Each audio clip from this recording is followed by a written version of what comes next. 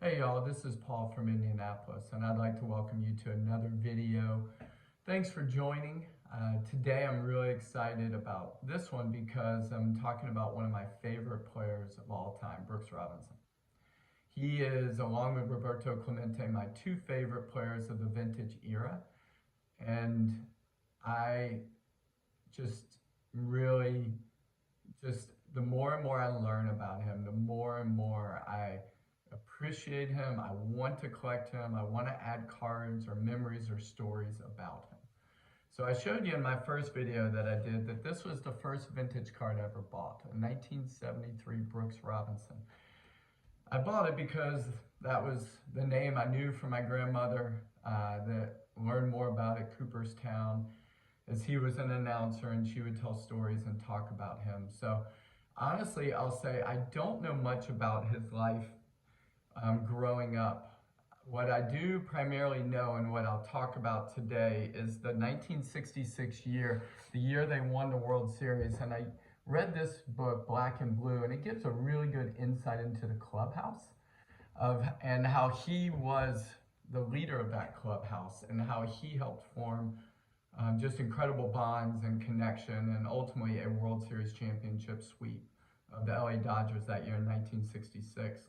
So I'm not going to go into a long story about him, but I'll bring snippets and stories of that as I show some cards here in a little bit. But first, I want to just start off with just talking just briefly about why I collect and pick the players and cards that I collect. For me, first of all, personal experience is really important, and honestly, I haven't had personal experience with a lot of professional athletes, but Brooks Robinson is actually one that I have had. When I was growing up, I'd go to card shows in the Atlanta area, and there'd be athletes there to sign.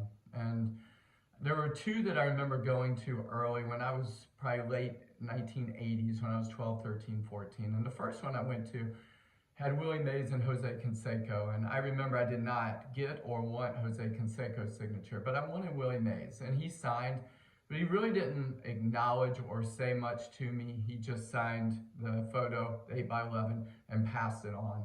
And the next show had Mark McGwire and Brooks Robinson, and I remember getting both their autographs, and I remember getting Mark McGwire's, and he was just a little half smile and slightly just like looked at me, and that was about it, and passed along the 1985 Topps card that I got signed by him.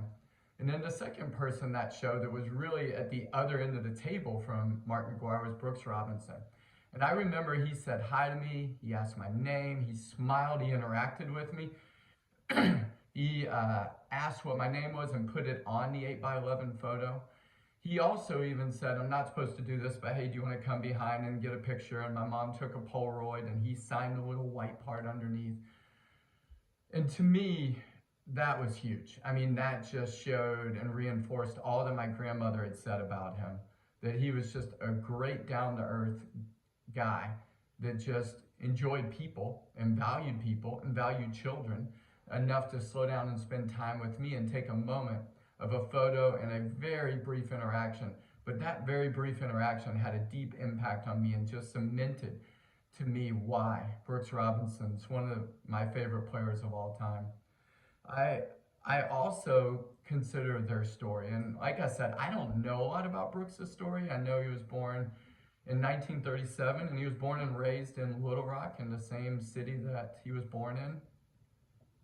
He ended up graduating from Little Rock Central High School, which some of y'all may know is the high school where Arkansas was integrated with the Little Rock 9 in 1957. He graduated in 55, and Brown versus Board of Education was in 54, so it was a 3-year journey for the high school and state to integrate, but he graduated in the midst of that. And to me, the only reason I share that was because that was the air he breathed in the world that he grew up in. So he went straight from Little Rock, signed with the Baltimore Orioles, and I'll leave it at that. So his story, there's a biography called Brooks that I want to read that I haven't read yet, but it's going to be the next book that I get and read.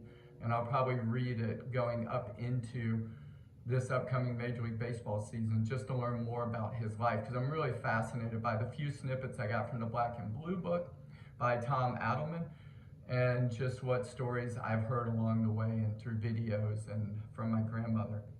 Also, what I value and somebody I collect is just that they overcome struggle.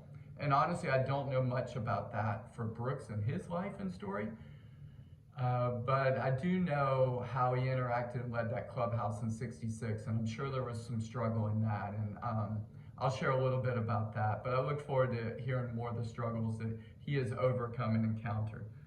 I also really value collecting the clubhouse guys. Somebody was good for the clubhouse that was kind of like the glue or the leader that brought it together and brought unity, and Brooks definitely was that. To me, he's the quintessential clubhouse guy, and that he was Mr. Oriole along with Cal Ripken Jr. Those two guys are synonymous with the face and name of the Baltimore Orioles. And also that they are an on and off the field, their reputation, who they're known as, is just stellar and great. And Brooks, I mean, he's one of the few guys, along with his idol Stan Musial, growing up listening to Cardinals games. Those are two of the guys that everybody basically agrees on were just great men on and off the field, and somebody that you'd want your kids to be like. And also I think I love history, and the people and stories of history fascinate me. And one reason I love baseball history, because I feel like it's so intertwined and knitted with American history more than any other sport. And so that's one of the reasons baseball history just fascinates me. The good, the bad, and the ugly, the beauty of it. And Brooks brought a lot of beauty, and how he fit in being the face of the Orioles, that was the only team he played for. And how he just brought this clubhouse together, to me, is fascinating and is a part of history. So those are the reasons why I collect a player or card, and why Brooks Robinson is so important to me, and why I appreciate collecting him so much. So what I want to do now is actually show a few cards of his and tell stories along with that of what I know, what I love and appreciate about the card itself, and why one card in particular means probably more to me than any other card in my collection. Thank you for joining me for this part, and I'll see you on the other side of the lens in a moment. So now what I want to do is show you some cards and just tell a little bit more story of Brooks and who he is as a man, as a player, from what little I've gathered, and just to let the cards also just tell the story. You'll see in here the book, first of all, that I referenced before back there. It talks about both the Dodgers and the Orioles, but I think he does a really good, insightful job on the Orioles clubhouse and dynamics. And then the mug over there is actually my grandmother's mug. She passed at 103 in 2018, and that was her mug, and I got to have it, and I'm just really thankful and appreciative of it, and glad that I get to just have it around as a reminder of her and connection with her. So the first card I'm going to show you is Brooks Robinson's rookie card. It's a 57 Topps, and I love just how clean and clear this card is. I'll try to do a good job. You can see that there's no snow on it. Here, I'll let it sit there and you can look. You see it maybe better.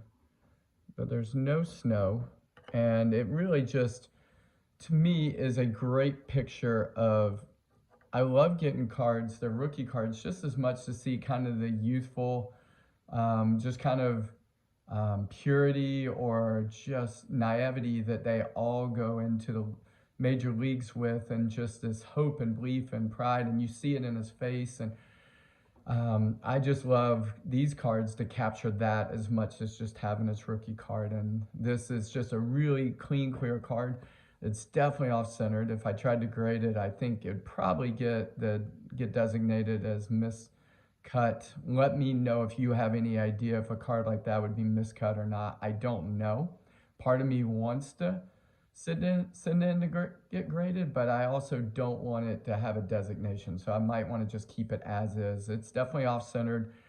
top to bottom, left to right, but the card itself, which I value most, like the image itself is clear without snow, and you're able to, that's not hindered by anything. So I love that card for the youthful hopefulness that is there for him. I love this because it's also being his first card. He played his whole career for the Orioles. That's something I do really appreciate and value in a player. It's not something, a deal breaker at all. I appreciate that players like Roberto Clemente, Stan Musial, Al Kaline, Willie Stargell all played their careers with the same team. And that's just something I appreciate. But he signed in 55, started in 56 with the Orioles, and the rest is history. But that's his first card I wanted to show, which I'll move back there. The next card I want to feature is, I've looked at all the images for me, and this is my personal opinion, all the images of Brooks Robinson's cards. And this was the one that struck me the most and I liked the most. To me, there's other poses I like, but this one just grabbed and stuck with me the most. And it's a 62 Topps All-Star Brooks Robinson. I don't know if you can see it well. My son whispering to me, telling me to scoot it back. There's the back. You can see, I'll move it in a little bit. Here's what I love about this card. I love that it's in the old Orioles uniform. You see the old Orioles logo on his sleeve. I like the pose. I like the smile. I like the background of being in a stadium. I kind of like the 62 Topps. I kind of like the wood surrounding. But I really just like his pose with a semi-smile with the old Orioles jersey and logo on his shoulder. And that's what grabbed me about this card. I also want to get one that was slightly behind for me. I want to get the 61 Topps. It's a similar pose and image, yet he's got more of a serious look and it's more zoomed in on him. I also want to get that one because just like he was a genial, great, kind guy, and you kind of see that in this picture, the 61 gives more of that competitive focus, which also embodied and was a part of who he was as a player and a person as well. But I love this card. I love the picture that it represents. So I'm going to switch this back and move this back for the third card I want to show. And I've shown this one before, but honestly, this card means more to me than any other card. And to me, this is more than just a card. It represents their stories and there's meaning and power behind this card and what it represents of these two men being together on a card, leading a team, ironically with the same last name and being called the Robinson brothers at times. I really just love this card. So in the book, Black and Blue back there, let me move this back a little bit. Try to zoom in just a little bit more on the card and capture it.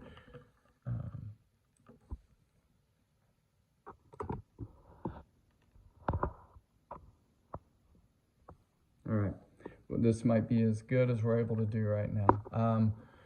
But in the book, he does a great job of capturing the clubhouse dynamics. In 1966, the Orioles traded for Frank Robinson, and they added him to the team. And he came with a reputation from the Reds of great success on the field. In 1961, he was the MVP and led, it might be 60, I think it's 61.